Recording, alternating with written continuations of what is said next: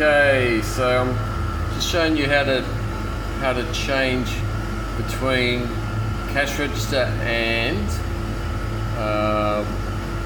pre-pack mode. So down here, pre-pack on, so that's puts you into pre-packing mode for labeling, so you can label all your stuff.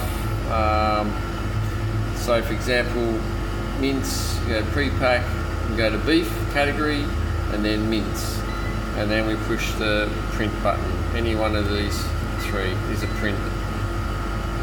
And then going out of pre-pack mode or labeling mode, you can see we're in labeling mode because you've got the little icon there, the printing icon, and auto. Once you've got auto means it automatically starts printing when you put something on the scale.